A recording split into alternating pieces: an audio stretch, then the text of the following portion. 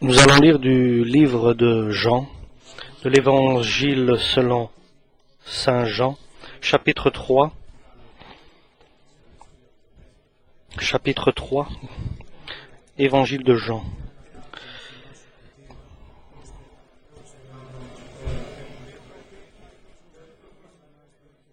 Mais il y a eu un homme d'entre les pharisiens nommé...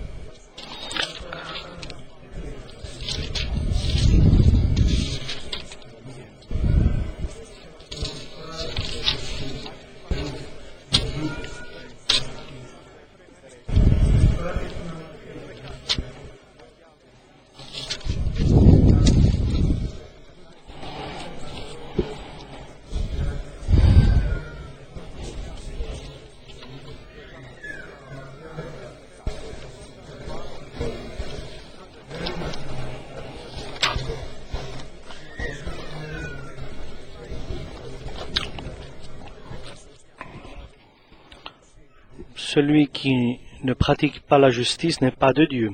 Et celui qui n'aime pas son frère n'est pas de Dieu. Parce que ça, c'est la recommandation dès du début, c'est d'aimer les uns les autres. Pas comme Caïn qui a tué son frère, Abel. Et pourquoi l'a-t-il tué? Parce que ses œuvres étaient injustes.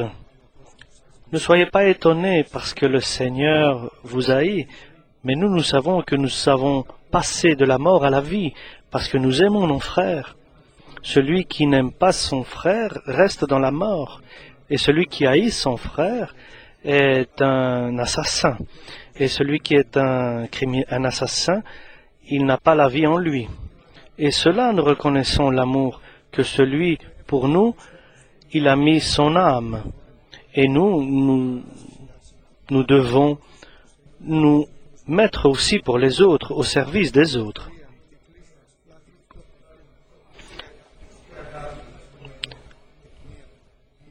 Enfants, n'aimons pas avec des paroles, ni avec la langue, mais nous devons savoir que nous sommes informés nos cœurs devant Dieu. Parce que si notre cœur nous condamne, le Seigneur est plus grand de notre cœur. Si notre cœur ne nous condamne pas, nous avons beaucoup d'assurance devant Dieu, parce que ce que nous demandons, nous recevrons de lui, parce que nous gardons ses recommandations et ses commandements. Et ça, c'est son commandement, c'est de croire au nom de Jésus et d'aimer les uns les autres selon. Et celui qui garde ses commandement est à lui. Et ça, nous savons qu'il est avec nous.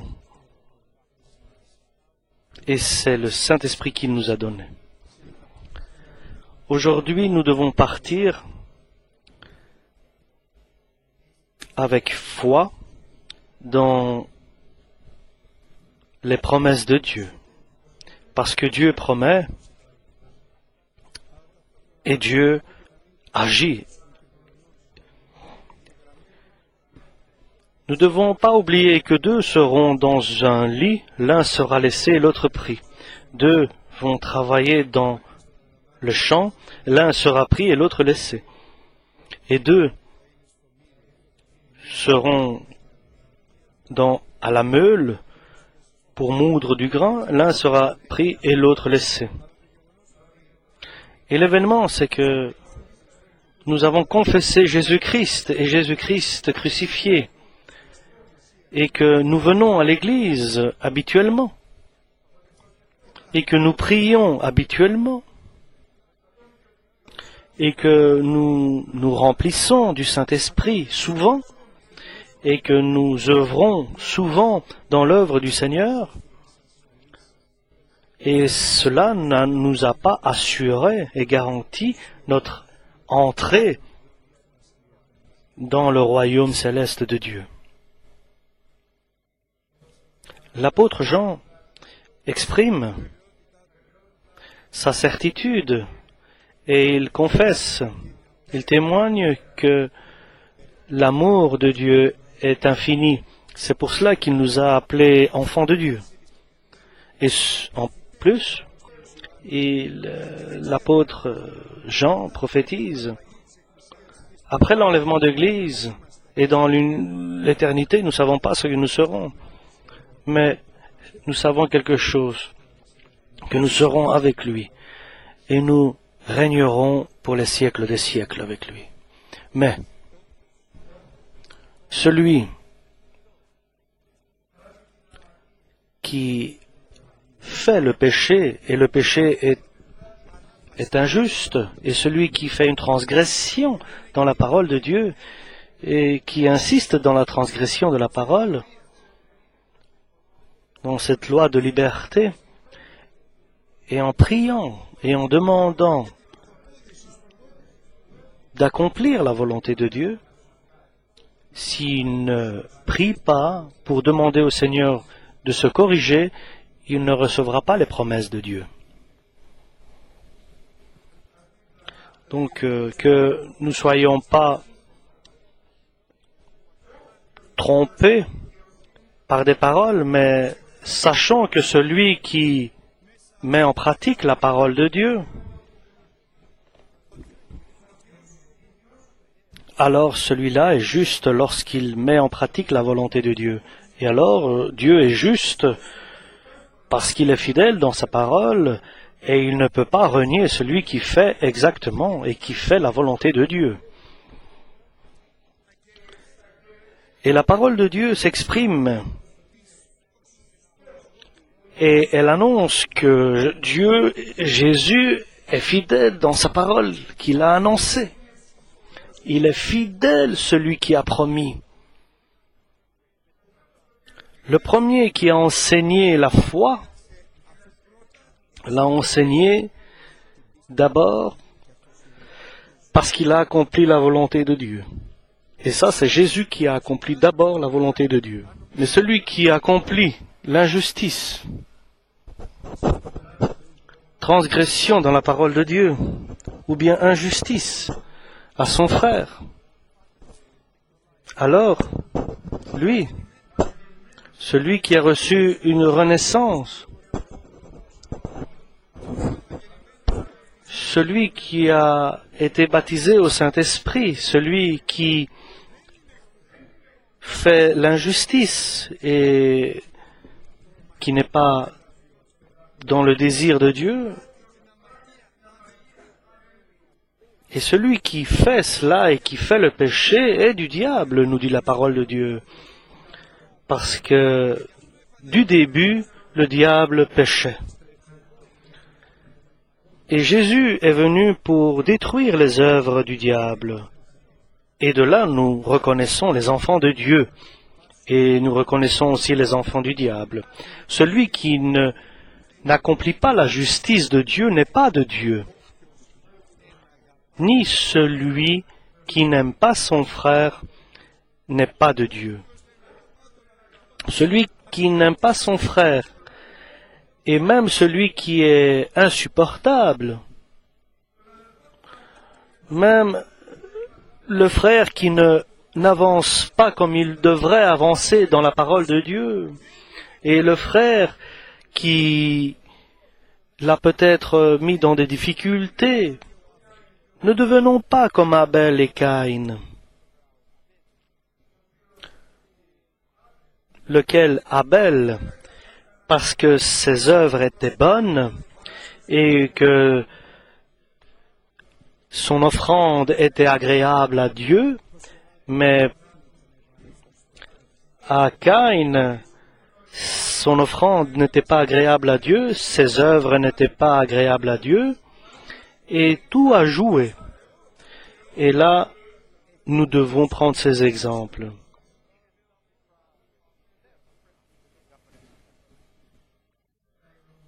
Caïn a été jaloux que Dieu a béni Abel. Il a été jaloux de la manière dont Dieu s'occupait de Abel. Au lieu de se regarder lui-même et de dire pourquoi Dieu n'est-il pas agréable à mes actes, et il a dit en lui-même, Dieu n'est pas juste en étant bon avec mon frère Abel, et il a décidé d'aller le tuer.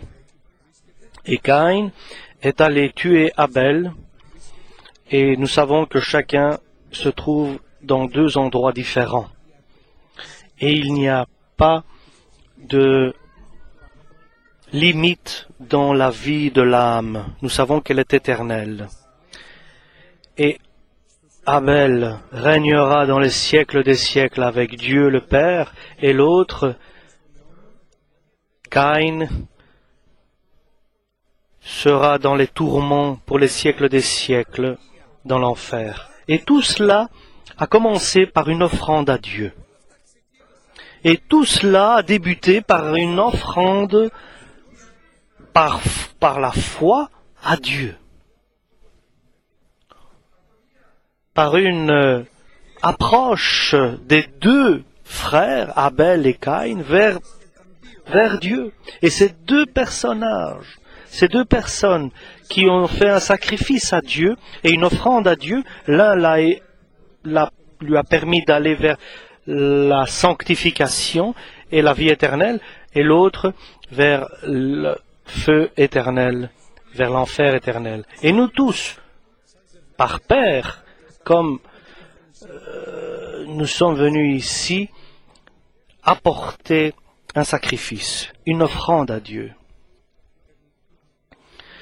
Et ça nous apporte devant dans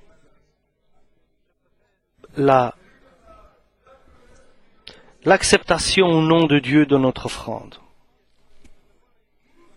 Ou bien nous la faisons pour être bénis, ou bien nous le faisons pour être condamnés. C'est pour cela. La parole de Dieu nous dit, si tu n'aimes pas ton frère, il n'y a pas de lumière divine en toi. Tu es dans les ténèbres. Et je le répète, si tu n'aimes pas ton frère, même celui qui est insupportable, et la parole nous dit, supportez-vous les uns les autres en amour, par l'amour. Alors si tu ne fais pas cela, tu es dans l'obscurité. Et si tu oses de prendre part dans la communion du corps et du sang du Christ, cela sera pour toi une condamnation. Et si quelqu'un va plus loin et haït son frère, et est son frère aux yeux de Dieu, il est un assassin comme Caïn. Et un assassin n'a pas droit au royaume de Dieu. Chers frères et sœurs, nous ne pouvons pas jouer avec les affaires de Dieu. Ce que nous allons semer, c'est ce que nous allons récolter. Si nous semons dans la chair, qui est, bien sûr, la chair est la haine, l'amertume, la colère, et l'éloignement de Dieu, et être mécontent de Dieu, alors nous allons récolter avec certitude la mort. Mais si nous semons dans l'Esprit Saint amour, joie, paix, bonté, alors avec certitude nous allons récolter la vie éternelle toujours, mais avec Dieu. Parce que la vie éternelle est pour tout le monde, mais où nous allons la traverser, la passer. Avec Dieu, personne ne peut jouer. Caïn pensait qu'il pouvait tromper Dieu. Je vais aller le tuer loin de la face de Dieu. Et il est revenu, Caïn, après avoir tué son frère, et Dieu lui dit, où est ton frère, Abel? Et Caïn répond avec un manque d'amour. Est-ce que je suis, moi, le gardien de mon frère Abel, dit Caïn. Mais Dieu sait tout, il voit tout. Oui, Dieu nous établit gardiens de nos frères. Et si nous ne pouvons pas faire beaucoup de choses, nous pouvons prier pour nos frères. Nous voulons aujourd'hui partir avec les promesses de Dieu et que ces promesses soient accomplies dans notre vie. Pas simplement les écouter, mais les vivre et les écouter et les vivre.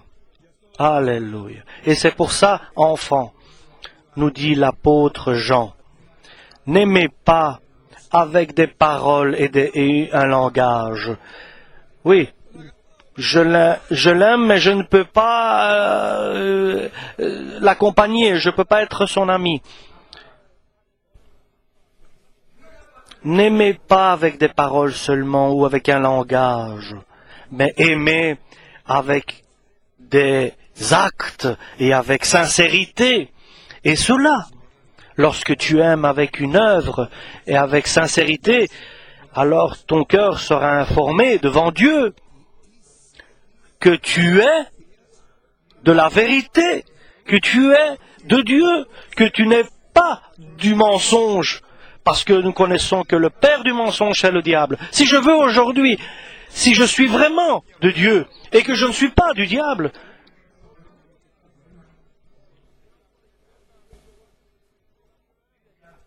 mon cœur va être certifié si je peux maintenant aller vers le Seigneur et lui dire, pour ce frère-là qui m'a embêté, qui m'a offensé, toi tu sais bien que je l'aime. Comme le Seigneur est allé, et Pierre est allé, Jésus est allé vers Pierre et lui a dit, est-ce que tu m'aimes plus que tout cela? Et Pierre a dit, oui, tu sais bien que je t'aime plus que toutes ces choses. Cette assurance, cette présence, nous devons faire comme ça, comme Jésus a demandé à Pierre s'il aimait. Allons vers Jésus nous-mêmes et demandons, est-ce que toi tu sais que nous aimons, que j'aime celui-là et que l'autre et que l'autre. Toi tu sais, Seigneur, que je les aime. Toi tu sais, Seigneur, parce que tu es la vérité, tu connais mon cœur. Et parce que je voudrais aimer avec des actes, bénis-moi, Seigneur. Bénis-moi énormément. Bénis ce frère ou cette sœur plus que moi. Bénis-le parce qu'il ne sait pas ce qu'il a fait. Ou aie compassion. Ouvre, Seigneur, la pluie de bénédiction sur lui. Si nous aimons avec des actes celui qui nous a mis dans l'embarras, qui nous a offensés, qui nous a fait du mal, qui s'est comporté injustement envers nous, et pas devant les yeux des hommes, parce que moi, devant vous, je peux certifier que je vous aime tous, mais qu'est-ce que dit le Seigneur de ce que j'ai en moi? Qu'est-ce que le Seigneur voit en moi? Il est indispensable. Sinon, il n'y a pas d'accomplissement de la promesse de Dieu. Et nous avons besoin de ces promesses de Dieu pour avancer. C'est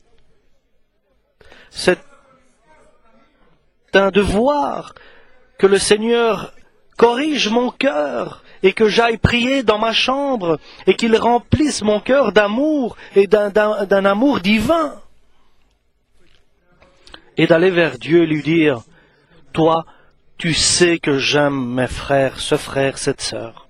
Je te supplie énormément, bénis ce frère et cette sœur et pardonne-le et de la compassion pour lui et de la miséricorde et édifie-le, Seigneur, aide-le, encourage-le, fortifie-le.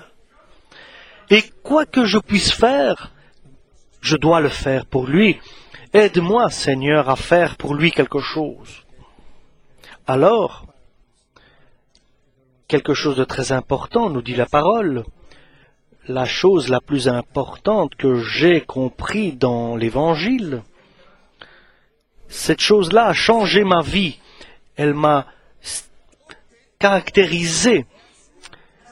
Alors, ton cœur ne te condamne pas. C'est alors seulement que ton cœur ne te condamne pas. Lorsque tu aimes ton frère, avec vérité, avec sincérité et avec des actes. Et si ton cœur te condamne parce qu'elle est faible, mais Dieu est plus fort que notre cœur, il viendra nous justifier pour que ce cœur que nous avons ne nous condamne pas. Et alors, quoi que nous demandions,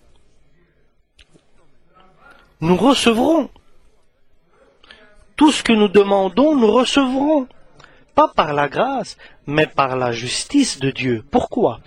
Parce que nous accomplissons ses commandements et ce qui est agréable à lui. Et je reconnais ma faiblesse. Et je pense que nous tous, nous sommes faibles. Et moi, je le reconnais. Je le témoigne. Je le confesse. J'ai difficile à aimer par acte et par amour celui à qui il ne mérite pas. Et c'est pour cela que je vais vers Dieu.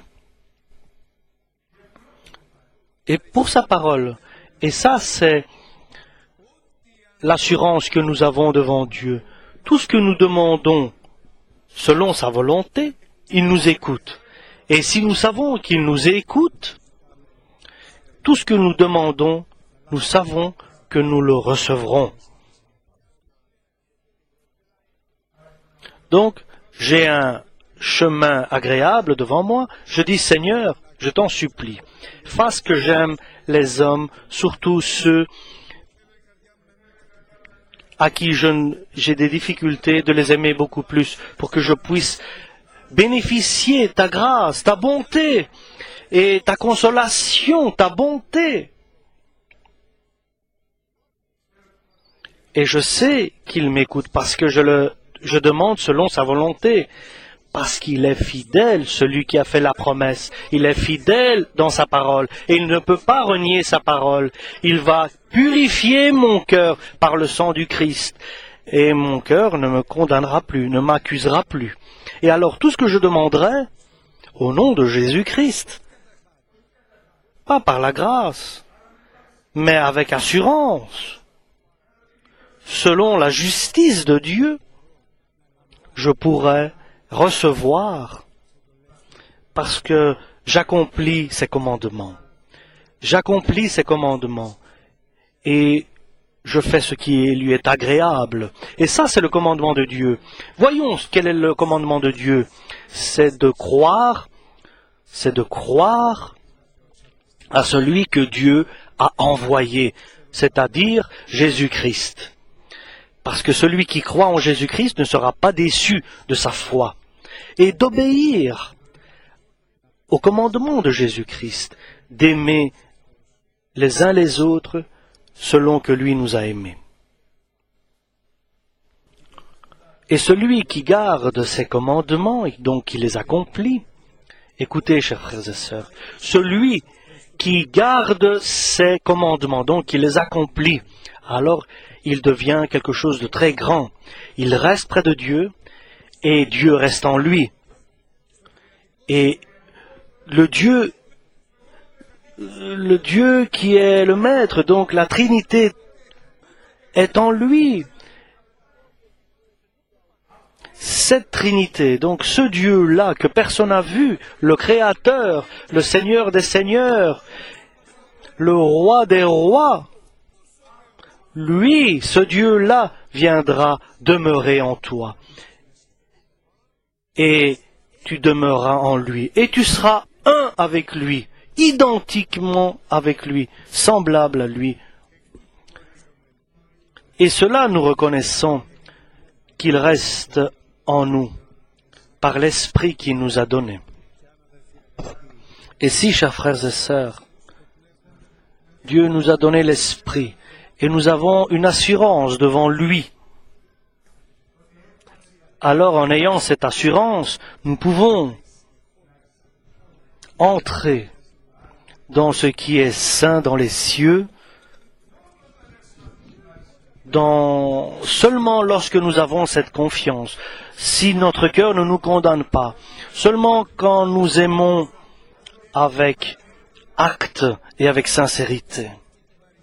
Alors nous avons cette assurance et nous pouvons approcher le trône de la grâce de Dieu, dans ce qui est saint dans les cieux, là où nous avons Jésus-Christ qui est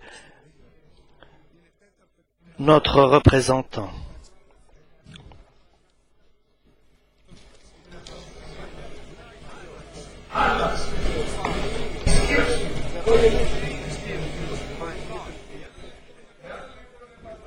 Donc, si nous avons et que nous sommes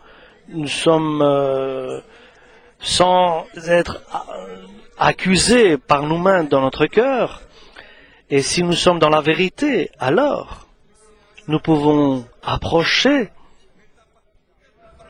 avec assurance au trône de la grâce de Dieu. Et pourquoi? Pour que nous puissions recevoir la bonté de Dieu, la compassion de Dieu, et que le Seigneur que nous recevions la miséricorde de Dieu. Est-ce que Dieu t'a révélé son cœur lorsque tu fais du bien aux autres? Imagine, frère, d'avoir la possibilité d'entrer avec assurance dans le trône de la grâce de Dieu pour que tu puisses recevoir la bonté de Dieu et de trouver grâce pour des instants de difficulté. Et le Seigneur nous dit quelque chose de très important, de trouver une aide immédiate et une aide adéquate à chaque besoin que nous aurons dans notre vie. Tu as cette possibilité d'entrer dans ta chambre par le sang du Christ et par le nouveau chemin que le Seigneur a ouvert, donc par le corps du Christ et par le Saint-Esprit, de te trouver, de te tenir avec assurance devant le trône de Dieu et de recevoir, pas seulement avec la volonté de toi-même, quand toi tu le désires, d'entrer et de recevoir la bonté de Dieu, la pitié de Dieu, et l'Eissem, donc, aie pitié de moi, et que Dieu s'occupe de toi.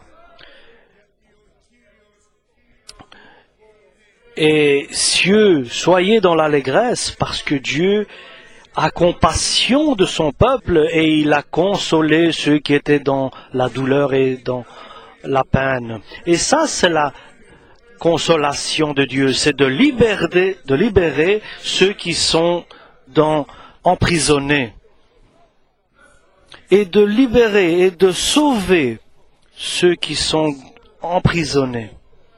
Et ça, je le peux, tu peux, nous pouvons, chacun de nous, chaque moment, pour chaque besoin que nous avons, et un besoin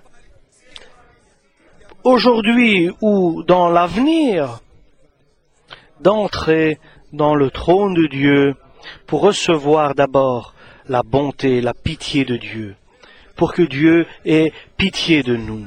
Je voudrais avoir que le Seigneur ait pitié de moi dans ma vie, parce que si le Seigneur a pitié de moi et qu'il a compassion de moi, alors je serai devant lui, et que je puisse trouver aussi devant Dieu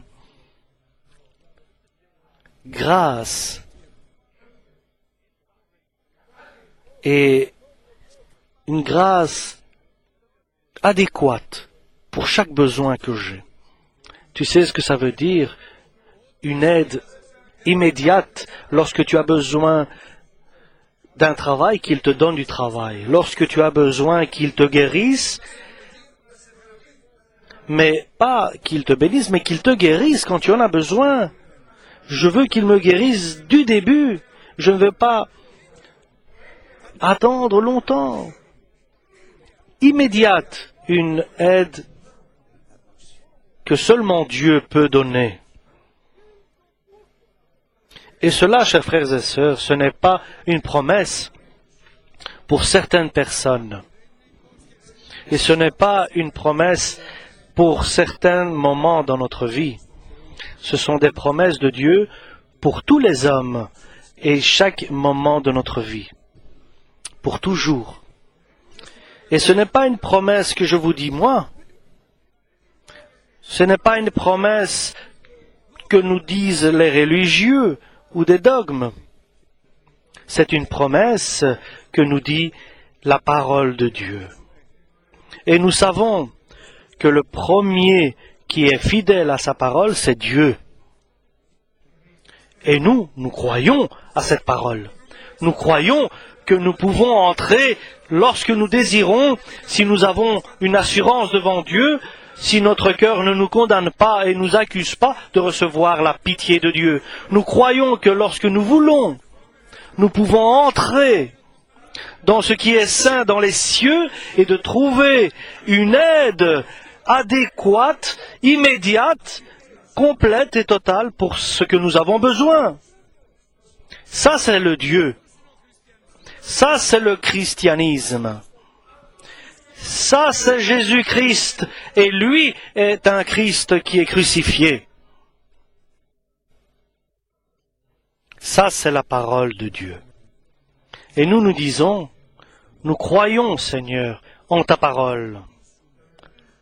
Nous espérons dans ta parole.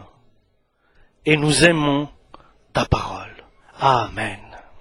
Alléluia.